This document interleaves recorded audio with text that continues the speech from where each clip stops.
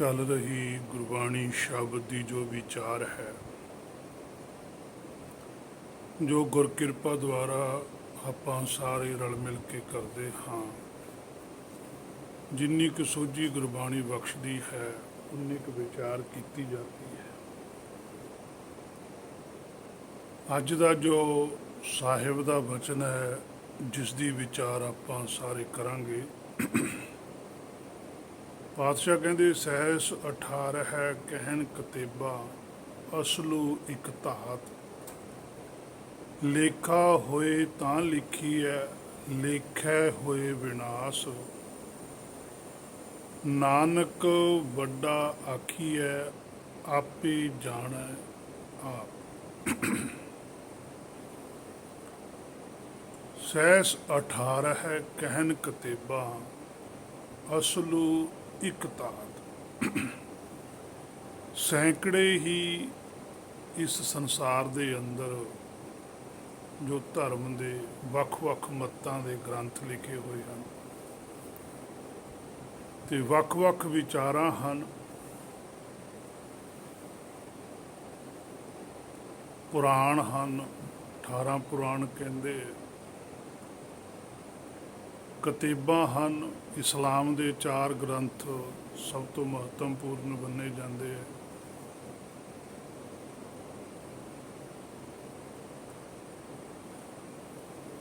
ਤੇ ਇਹਨਾਂ ਸਾਰੇ ਹੀ ਵੱਖੋ ਵੱਖਰੀਆਂ ਮਤਾਂ ਦੇ ਗ੍ਰੰਥਾਂ ਦੇ ਅੰਦਰ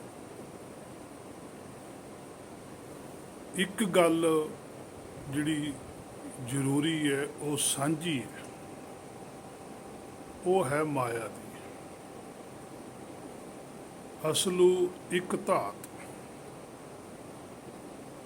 ਕਿ ਸ੍ਰਿਸ਼ਟੀ ਬਣੀ ਮਾਇਆ ਦੀ ਧਾਤ ਹੈ। ਇਹਨਾਂ ਗ੍ਰੰਥਾਂ ਦੇ ਵਿੱਚ ਮਾਇਆ ਦੀ ਸੋਝੀ ਤਾਂ ਹੈ, ਪਰ ਜਿਸ ਨੇ ਮਾਇਆ ਬਣਾਈ ਹੈ ਉਸ ਦਾ ਜ਼ਿਕਰ ਨਹੀਂ ਹੈ।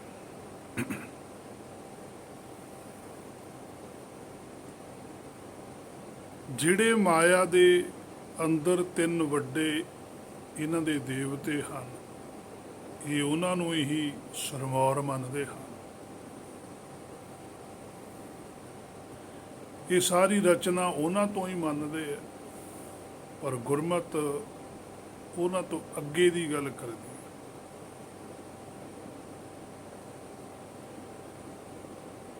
ਸੰਸਾਰ ਦੇ ਅੰਦਰ 2 ਚੀਜ਼ਾਂ ਨੇ, ਇੱਕ ਮਾਇਆ ਜੋ ਝੂਠ ਹੈ, ਇੱਕ ਸੱਚ ਹੈ।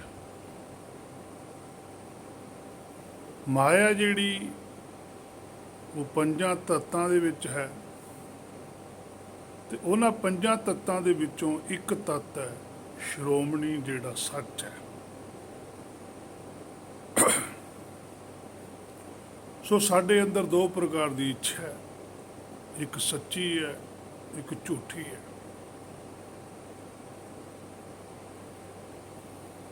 ਹਰ ਇੱਕ ਜੀਵ ਦੇ ਅੰਦਰ 2 ਤਰ੍ਹਾਂ ਦੇ ਖਿਆਲ, 2 ਤਰ੍ਹਾਂ ਦੀ ਇੱਛਾ ਚੱਲਦੀ ਰਹਿੰਦੀ ਹੈ। ਕਦੇ ਮਾਇਆ ਭਾਰੂ ਹੋ ਜਾਂਦੀ ਹੈ, ਕਦੇ ਸੱਚ ਤੇ ਵੀ ਖੜ ਜਾਂਦਾ ਹੈ। ਪਰ ਜੇ ਅਸੀਂ ਬੜੀ ਬਰੀਕੀ ਦੇ ਨਾਲ, ਬੜੀ ਗੌਰ ਦੇ ਨਾਲ ਗੁਰਬਾਣੀ ਤੋਂ ਸਮਝੀਏ ਜਾਂ ਵਿਚਾਰੀਏ, ਤਾਂ ਗੁਰਮਤ ਹੀ ਸਾਡੇ ਫਾਇਦੇਮੰਦ ਹੈ। ਗੁਰਮਤ ਦੇ ਅੰਦਰ ਸਦੀਵੀ ਸੁੱਖ ਹੈ, ਜਿਸ ਨੂੰ ਪਰਮ ਸੁੱਖ ਕਹਿੰਦੇ ਹੈ, ਆਨੰਦ ਦੀ ਅਵਸਥਾ ਕਹਿੰਦੇ। ਪਰ ਐਸਾ ਵਿਚਾਰ ਸਾਡੇ ਅੰਦਰ ਪੈਦਾ ਨਹੀਂ ਹੁੰਦਾ। ਅਸੀਂ ਜੇ ਸਦੀਵੀ ਸੁੱਖ ਵੀ ਚਾਹੁੰਦੇ ਹਾਂ, ਉਹ ਵੀ ਅਸੀਂ ਮਾਇਆ 'ਚ ਹੀ ਚਾਹੁੰਦੇ ਹਾਂ। ਅਸੀਂ ਬਾਹਰਲੇ ਸਰੀਰ ਨੂੰ ਮਿਲਣ ਵਾਲੇ ਸੁੱਖਾਂ ਨੂੰ ਸੁੱਖ ਮੰਨਦੇ ਹਾਂ, ਬਾਹਰਲੇ ਸਰੀਰਾਂ ਨੂੰ ਦੁੱਖ ਮਿਲਣ ਵਾਲੇ ਜਿਹੜੇ ਮਿਲਦੇ, ਉਹਨਾਂ ਨੂੰ ਹੀ ਅਸੀਂ ਦੁੱਖ ਮੰਨਦੇ ਹਾਂ। ਇਸੇ ਕਰਕੇ ਹੀ ਜਿਹੜੀ ਸਾਡੀ ਮਾਨਸਿਕਤਾ ਹੈ ਉਹ ਰੁਕਦੀ ਹੈ,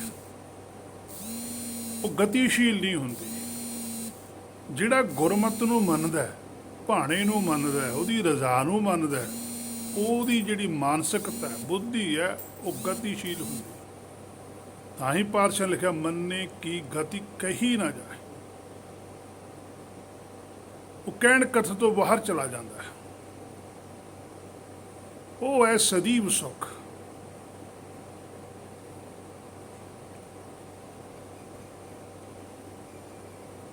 ਸੋ ਸਾਡੇ ਉੱਪਰ ਜੋ ਅਸੀਂ ਧਰਮ ਬਾਰੇ ਸੁਣਦੇ ਹਾਂ ਜਾਂ ਵਿਚਾਰਦੇ ਹਾਂ, ਜੋ ਸਾਨੂੰ ਧਾਰਮਿਕ ਸੁੱਖ ਦੱਸੇ ਜਾਂਦੇ ਹਨ, ਸਾਡੇ ਅੰਦਰ ਉਹੀ ਇੱਛਾ ਪੈਦਾ ਹੋ ਜਾਂਦੀ ਹੈ। ਤੇ ਉਹੀ ਮਾਇਆ ਦੀ ਜਿਹੜੀਆਂ ਇੱਛਾਵਾਂ ਨੇ ਉਹ ਸਾਡੇ ਤੇ ਭਾਰੂ ਰਹਿੰਦੀਆਂ ਨੇ। ਖਾਸ ਕਰਕੇ ਜਿਹੜੇ ਧਰਮ ਬਿਰਤੀ ਦੇ ਲੋਕ ਨੇ, ਜੋ ਸੰਸਾਰੀ ਧਾਰਮਿਕ ਹੈ, ਉਹਨਾਂ ਨੂੰ ਤਾਂ ਇਸ ਗੱਲ ਦਾ ਪਤਾ ਵੀ ਨਹੀਂ ਲੱਗਦਾ ਕਿ ਸਾਡੇ ਉੱਪਰ ਮਾਇਆ ਭਾਰੂ ਹੈ, ਕਿਉਂਕਿ ਉਹ ਮਾਇਆ ਨੂੰ ਵਰਤਦੀ ਇਸ ਤਰੀਕੇ ਦੇ ਨਾਲ ਨੇ ਕਿ ਜੀ ਮਾਇਆ ਤਾਂ ਸਾਡੀ ਦਾਸੀ ਹੈ, ਜਦ ਕਿ ਉਹ ਮਾਇਆ ਦੀ ਦਾਸੀ ਉਹਨਾਂ ਦੀ ਨਹੀਂ ਹੁੰਦੀ, ਉਹ ਮਾਇਆ ਦੇ ਦਾਸ ਬਣ ਜਾਂਦੇ ਆ।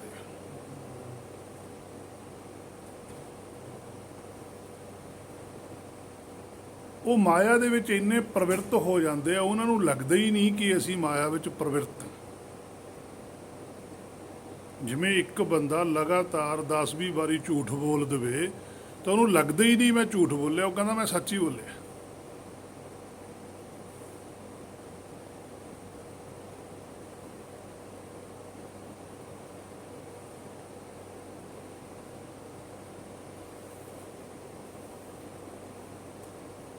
ਉਹਨਾਂ ਦਾ ਇੱਕ ਸੁਭਾਅ ਬਣ ਜਾਂਦਾ ਹੈ, ਕਿਉਂਕਿ ਸੰਸਾਰ ਦੇ ਅੰਦਰ ਜਿਹੜੇ ਧਾਰਮਿਕ ਲੋਕ ਨੇ, ਧਰਮ ਵਾਲੇ ਪਾਸੇ ਨੂੰ ਜਾਂਦੇ ਹਨ, ਉਹਨਾਂ ਤੇ ਮਾਇਆ ਛੇਤੀ ਪ੍ਰਭਾਵ ਪਾ ਦਿੰਦੀ ਹੈ, ਕਿਉਂਕਿ ਉਹਨਾਂ ਕੋਲ ਅਸਲੀ ਧਰਮ ਦੀ ਜਾਣਕਾਰੀ ਨਹੀਂ ਹੁੰਦੀ। ਜਿਹਦੇ ਕੋਲ ਅਸਲੀ ਧਰਮ ਦੀ ਜਾਣਕਾਰੀ ਹੈ, ਉਹਦੀ ਦਾਸੀ ਹੈ ਮਾਇਆ। ਮਾਇਆ ਦਾਸੀ ਭਗਤਾਂ ਕਿਹੜੀ। ਹੁਣ ਦਾਸੀ ਨੂੰ ਕਦੇ ਵੀ ਕੋਈ ਸਿਰ ਤੇ ਨਹੀਂ ਉਠਾਉਂਦਾ।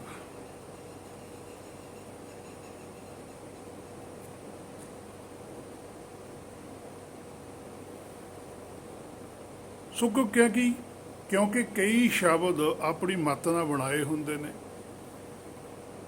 ਧਾਰਮਿਕ ਲੋਕਾਂ ਦੇ, ਤੇ ਲੋਕਾਂ ਨੂੰ ਭਰਮ ਵਿੱਚ ਰੱਖਣ ਵਾਸਤੇ, ਤੇ ਲੋਕੀ ਇਸ ਗੱਲ ਦੇ ਉੱਪਰ ਪਹਿਰਾ ਦਿੰਦੇ ਹਨ ਕਿ ਸਾਨੂੰ ਉਹਨਾਂ ਨੇ ਆਖਿਆ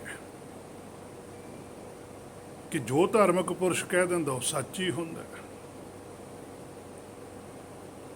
ਤੇ ਕਈ ਗੱਲਾਂ ਉਹ ਜੋ ਪਰਮੇਸ਼ਰ ਦੀਆਂ ਨੇ ਜਾਂ ਭਗਤ ਸਾਹਿਬਾਨਾਂ ਨੇ ਆਖੀਆਂ ਨੇ, ਉਹਨਾਂ ਦੇ ਨਾਲ ਜੋੜ ਦਿੰਦੇ ਆ ਵੀ ਦੇਖੋ ਜੀ ਗੁਰਬਾਣੀ ਵਿੱਚ ਵੀ ਆਈ ਲਿਖਿਆ।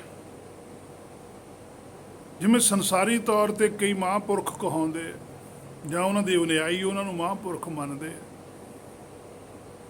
ਪਾਤਸ਼ਾਹ ਦਾ ਬਚਨ ਗੁਰਬਾਣੀ ਦੇ ਅੰਦਰ, ਮਹਾਂਪੁਰਖਾਂ ਕਾ ਬੋਲਣਾ ਹੋਵੇ ਕਿਸੇ ਪਰਥਾਏ, ਜਾਂ ਭਗਤ ਮੁਖੈ ਤੇ ਬੋਲਦੇ ਸੇ ਬਚਨ ਹਵੰਦੇ, ਪ੍ਰਭ ਜੀ ਵਸੈ ਸਾਧ ਕੀ ਰਸਨਾ, ਸੰਤ ਸਰਨ ਜੋ ਜਨ ਪਰੈ ਸੋ ਜਨ ਉਦਰਨ ਹਾਰ, ਸੰਤ ਕੀ ਨਿੰਦਾ ਨਾਨਕਾ ਬਹੁਰ ਬਹੁਰ ਅਵਤਾਰ, ਸਾਧੂ ਬਿਨਾ ਨਹੀਂ ਦਰਬਾਰ।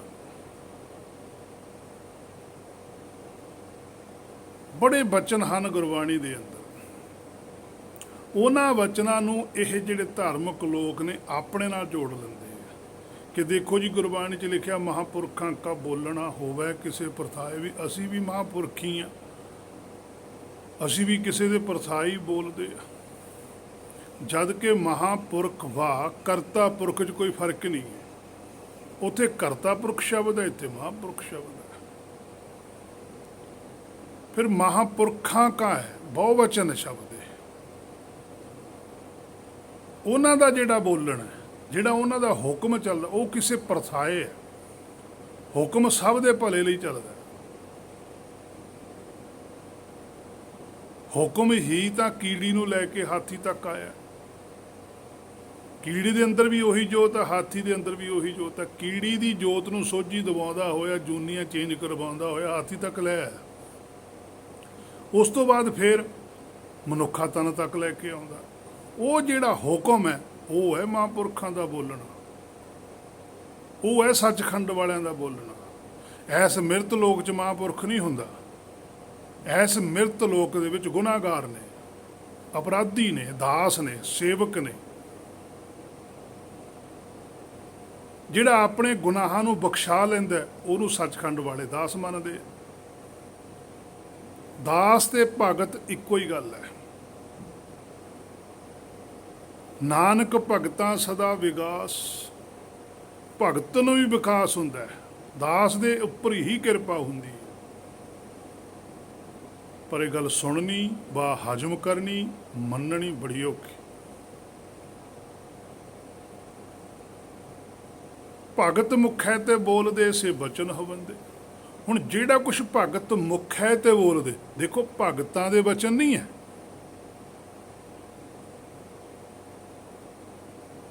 ਭਗਤ ਮੁਖ ਹੈ ਤੇ ਬੋਲਦੇ, ਉਹ ਬੋਲਦੇ ਨੇ ਮੂੰਹੋਂ। ਸੇ ਬਚਨ ਹਵੰਦੇ, ਇਹਦਾ ਮਤਲਬ ਬਚਨ ਕਿਸੇ ਹੋਰ ਦੇ ਹੈ, ਬੋਲਣ ਵਾਲਾ ਕੋਈ ਹੋਰ ਹੈ, ਬੋਲਿਆ ਕਿਸੇ ਦੇ ਥਰੂ ਜਾਂਦਾ ਹੈ। ਸਭੈ ਘਟ ਰਾਮ ਬੋਲੇ, ਬੋਲਣ ਵਾਲਾ ਰਾਮ ਹੈ, ਭਗਤ ਹੈ, ਉਹਦੇ ਥਰੂ ਕੋਈ ਬੋਲਦਾ ਹੈ। ਜਿਵੇਂ ਅਸੀਂ ਸਪੀਕਰ ਦੇ ਥਰੂ ਬੋਲਦੇ ਹਾਂ, ਸਪੀਕਰ ਹੋਰ ਚੀਜ਼ ਹੈ, ਅਸੀਂ ਹੋਰ ਚੀਜ਼ ਆ। ਇਸੇ ਤਰ੍ਹਾਂ ਹੀ ਭਗਤ ਦਾ ਹਿਰਦਾ ਜਿਹੜਾ ਉਹ ਵਰਤਿਆ ਪਰਮੇਸ਼ਰ ਨੇ ਬੋਲਣ ਵਾਸਤੇ, ਕਿਉਂਕਿ ਉਹਦਾ ਜਿਹੜਾ ਸਪੀਕਰ ਹੈ ਉਹ ਬਿਲਕੁਲ ਸਹੀ ਹੈ, ਸਹੀ ਆਵਾਜ਼ ਦਿੰਦਾ। ਜੇ ਹੁਣ ਸਪੀਕਰ ਫਟਿਆ ਹੋਵੇ, ਪਿੱਛੋਂ ਬੋਲਣ ਵਾਲਾ ਭਾਵੇਂ ਜਿੰਨਾ ਮਰਜ਼ੀ ਸਾਫ਼ ਬੋਲੀ ਚਲੇ, ਸਪੀਕਰ 'ਚ ਆਵਾਜ਼ ਗਲਤ ਆਈ ਜਾਂਦੀ ਹੈ। ਜੇ ਸਪੀਕਰ ਵੀ ਸਹੀ ਹੈ ਬਿਲਕੁਲ ਐਨ, ਤੇ ਪਿੱਛੋਂ ਬੋਲੇ ਫਿਰ ਉਹ। ਇਸੇ ਤਰ੍ਹਾਂ ਪਾਤਸ਼ਾਹੀਆਂ ਦਾ, ਭਗਤ ਸਾਹਿਬਾਨਾਂ ਦਾ ਜਿਹੜਾ ਹਿਰਦਾ ਸੀ ਉਹ ਬਿਲਕੁਲ ਸ਼ੁੱਧ ਸੀ। ਉਸ ਸ਼ੁੱਧ ਹਿਰਦੇ ਨੂੰ ਚੁਣਿਆ ਪਰਮੇਸ਼ਰ ਨੇ, ਮਹਾਂਪੁਰਖ ਨੇ। ਉਹ ਇਹਨਾਂ ਦੇ ਵਿੱਚ ਹੀ ਬੋਲਦਾ ਹੈ। ਹਉ ਆਪੂ ਬੋਲ ਨਾ ਜਾਣਦਾ, ਸੋ ਕਹਿਆ ਹੁਕਮ ਆਓ ਜੀ। ਕਿਤੇ ਅਸੀਂ ਨਹੀਂ ਬੋਲਦੇ, ਕੋਈ ਹੋਰ ਬੋਲਦਾ। ਪਰ ਇਹ ਹੁਣ ਇਹੀ ਬਚਨ ਇਹਨਾਂ ਨੇ ਆਪਣੇ ਨਾਲ ਜੋੜ ਲਏ ਸੰਸਾਰੀਆਂ ਨੇ, ਕਿ ਪ੍ਰਭ ਜੀ ਵਸੈ ਸਾਧਗੀ ਰਸਨਾ। ਦੇਖੋ ਜੀ, ਗੁਰਬਾਣੀ 'ਚ ਲਿਖਿਆ ਹੋਇਆ ਕਿ ਜਿਹੜਾ ਪ੍ਰਭੂ ਹੈ ਉਹ ਸਾਧ ਦੀ ਰਸਨਾ ਤੇ ਵਸਦਾ ਹੈ। ਅਸੀਂ ਸਾਧ ਹਾਂ, ਸਾਡੀ ਰਸਨਾ ਤੇ ਪਰਮੇਸ਼ਰ ਵਸਦਾ ਹੈ। ਅਸੀਂ ਜੋ ਕਿਸੇ ਨੂੰ ਬਚਨ ਕਰਦੇ ਹੋ ਪੂਰਾ ਹੋ ਜਾਂਦਾ ਹੈ। ਜਦ ਕਿ ਬਚਨ ਹੈ ਪ੍ਰਭ ਜੀ ਵਸੈ, ਸਾਧ ਕੀ ਰਸਨਾ। ਜਿਹੜਾ ਸਾਧ ਆ ਉਹ ਸਾਡਾ ਮੂਲ ਹੈ, ਰਸਨਾ ਹੈ ਉਹਦੀ ਬੁੱਧੀ, ਉਹਦੀ ਅਕਲ।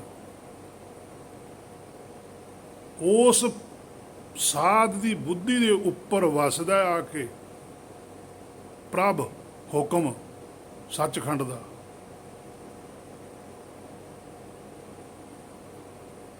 ਉਸ ਸਪੀਕਰ ਦੇ ਵਿੱਚ ਹੀ ਉਹ ਬੋਲਦਾ ਜਿਹੜਾ ਬਿਲਕੁਲ ਸਹੀ, ਉਵੇਂ ਦਾ ਉਵੇਂ ਬੋਲੇਗਾ, ਆਵਾਜ਼ ਜਾਵੇ, ਫਟੇ ਨਾ ਆਵਾਜ਼। ਜੈਸੀ ਮੈਂ ਆਵੈ ਖਸਮ ਕੀ ਬਾਣੀ, ਤੈਸੜਾ ਕਰੀ ਗਿਆਨ ਵੇ ਲਾਲੋ। ਉਸੇ ਤਰ੍ਹਾਂ ਦਾ ਹੀ ਬੋਲ ਦੇਵੇ, ਚੇਂਜ ਨਾ ਕਰੇ।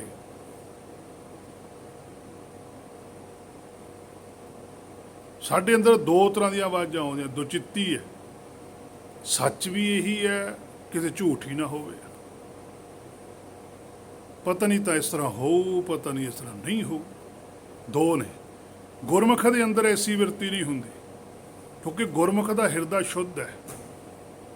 ਉੱਥੋਂ ਇੱਕੋ ਬਚਨ ਨਿਕਲਣਾ ਜਿਹੜਾ ਹੋਣਾ ਹੀ ਹੋਣਾ ਹੈ। ਤਾਂ ਬਚਨ ਲਿਖਿਆ ਸੀਸੇ ਬਚਨ ਹਵੰਦੇ, ਉਹ ਹੁੰਦੇ ਹੀ ਹੈ, ਕਿਉਂਕਿ ਪਰਮੇਸ਼ਰ ਬੋਲਦਾ ਹੈ।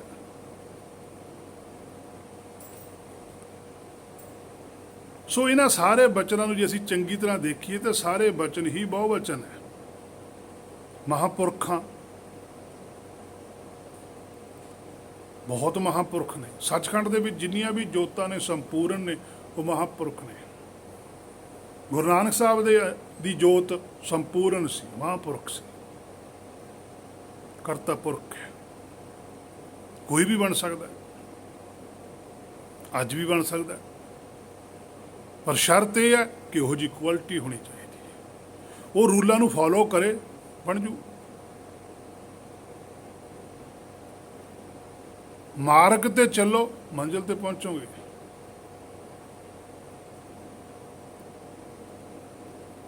ਭਗਤ ਬਹੁ ਬਚਨ ਹੈ, ਪ੍ਰਭ ਬਹੁ ਬਚਨ ਹੈ। ਸਾਰੇ ਸੱਚਖੰਡ ਵਿੱਚ ਰਹਿਣ ਵਾਲਿਆਂ ਦੀ ਗੱਲ ਕੀਤੀ ਜਾਂਦੀ ਹੈ ਇੱਥੇ, ਕਿ ਹੁਕਮ ਉੱਥੋਂ ਆਉਂਦਾ ਹੈ, ਹਰ ਇੱਕ ਦੇ ਹਿਰਦੇ ਦੇ ਅੰਦਰ ਆਉਂਦਾ ਹੈ, ਹਰ ਸਭ ਦੇ ਭਲੇ ਵਾਸਤੇ ਹੀ ਆਉਂਦਾ ਹੈ। ਬਸ ਉਸ ਹੁਕਮ ਨੂੰ ਬੁੱਝ ਲੈਣਾ ਹੀ ਸਭ ਤੋਂ ਵੱਡੀ ਪ੍ਰਾਪਤੀ ਹੈ। ਪਰ ਜਿੰਨਾ ਚਿਰ ਹੁਕਮ ਬੁੱਝ ਨਹੀਂ ਹੁੰਦਾ, ਉਨਾ ਚਿਰ ਜਿਨ੍ਹਾਂ ਨੇ ਬੁੱਝਿਆ ਤੇ ਲਿਖ ਕੇ ਗੁਰਬਾਣੀ 'ਚ ਦਿੱਤਾ, ਮਨਾ ਸਮਝ ਵੀ ਠੀਕ ਨਹੀਂ ਆਉਂਦੀ।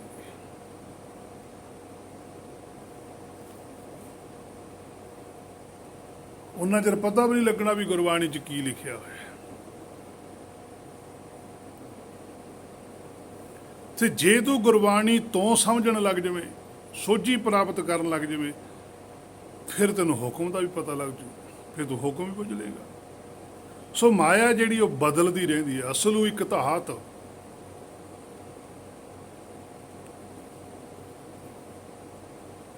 ਗੁਰਮੁਖ ਇੱਕ ਹੁਕਮ ਨੂੰ ਮੰਨਦੇ, ਤੇ ਜਿਹੜੇ ਸੰਸਾਰੀ ਨੇ ਉਹ ਮਾਇਆ ਨੂੰ ਮੰਨਦੇ।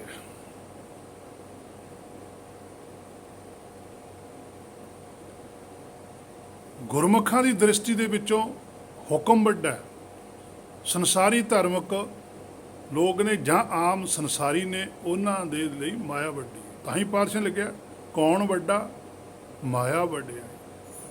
ਨਾਲ ਹੀ ਹੁਕਮ ਆਇਆ ਸੱਚਖੰਡ ਚੋਂ, ਕਹਿੰਦੇ ਸੋ ਵੱਡਾ ਜਿਨ ਰਾਮ ਲਿਵ ਲਾਏ। ਸੋ ਮਾਇਆ ਬਦਲਦੀ ਹੈ, ਜੋਤ ਦੀ ਖਿਆਲ ਸੋਚ ਮਾਇਆ ਵਿੱਚ ਫਸੀ ਹੋਣ ਕਰਕੇ ਇਹ ਵੀ ਬਦਲਦੀ ਰਹਿੰਦੀ ਹੈ। ਤੋ ਸਾਡੀ ਸੋਚ ਹੀ ਦੁੱਖਾਂ ਦਾ ਕਾਰਨ ਹੈ।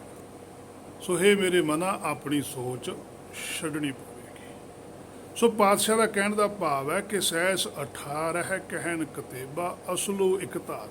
ਉਹਨਾਂ ਨੇ ਇਹ ਗੱਲ ਮੰਨੀ ਵੀ ਅਸਲ ਵਿੱਚ ਸਾਰਾ ਕੁਝ ਮਾਇਆ ਹੀ ਹੈ।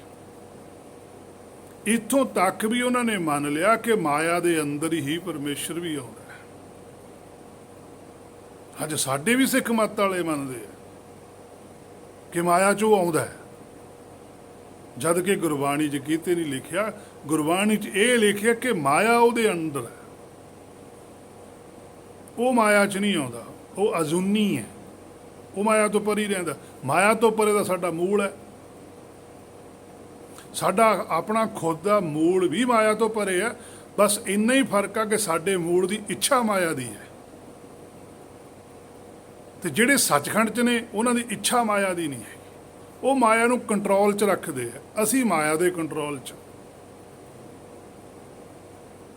ਜਿੱਦਣ ਅਸੀਂ ਮਾਇਆ ਛੱਡਤੀ, ਅਸੀਂ ਵੀ ਉਹਨਾਂ ਵਰਗੇ ਹੀ ਹਾਂ।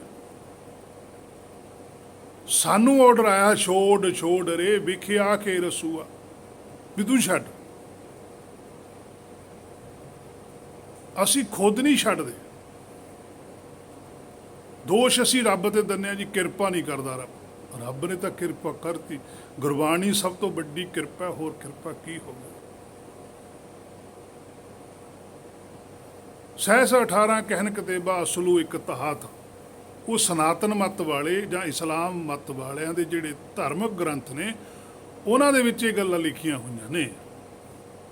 ਉਹਨਾਂ ਦੀ ਦਰੁਸਤੀ ਕਰਦੇ ਆ ਪਾਤਸ਼ਾਹ ਕਿ ਤੁਹਾਡੇ ਗ੍ਰੰਥਾਂ ਦੇ ਵਿੱਚ ਇੱਕ ਮਾਇਆ ਨੂੰ ਹੀ ਸਭ ਤੋਂ ਵੱਡਾ ਮੰਨਿਆ ਗਿਆ, ਜਦ ਕਿ ਮਾਇਆ ਨੂੰ ਪੈਦਾ ਕਰਨ ਵਾਲਾ ਵੀ ਕੋਈ ਹੈ।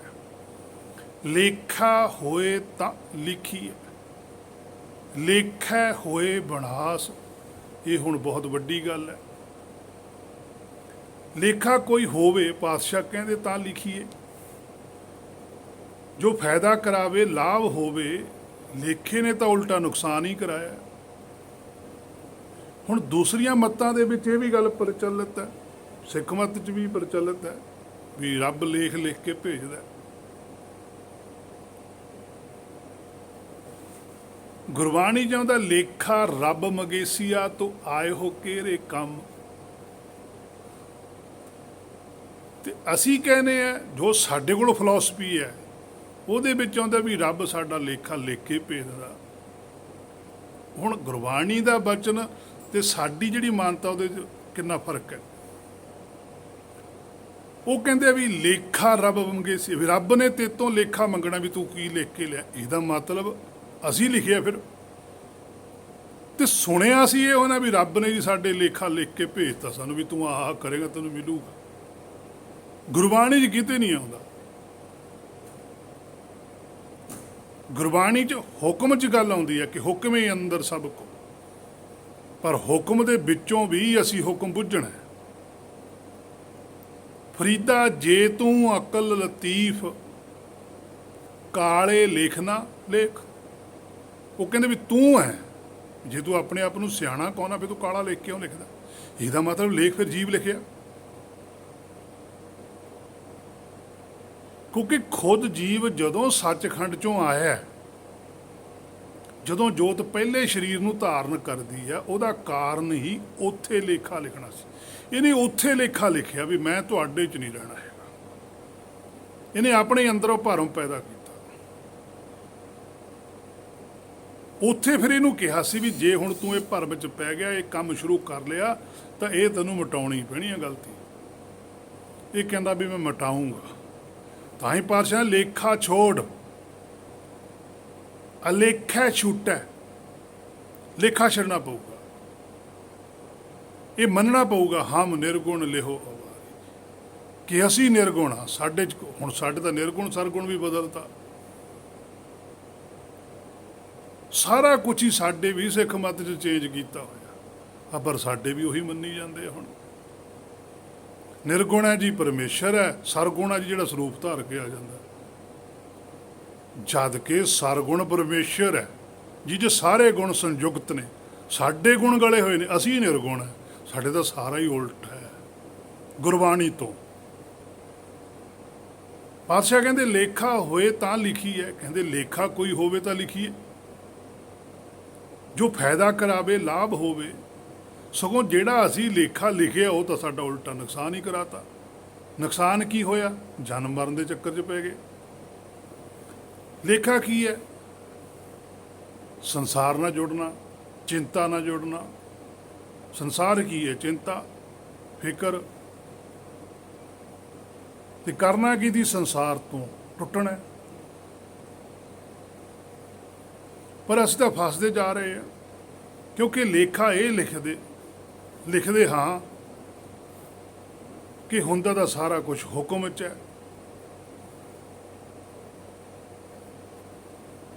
ਇਹ ਗੱਲ ਅਸੀਂ ਆਪਣੇ ਹਿਰਦੇ 'ਚ ਲਿਖਣੀ ਸੀ ਕਿ ਜਦੋਂ ਸਾਰਾ ਕੁਝ ਹੁਕਮ 'ਚ ਹੀ ਹੁੰਦਾ ਹੈ, ਉਹ ਹੁਕਮ ਕੀ ਹੈ?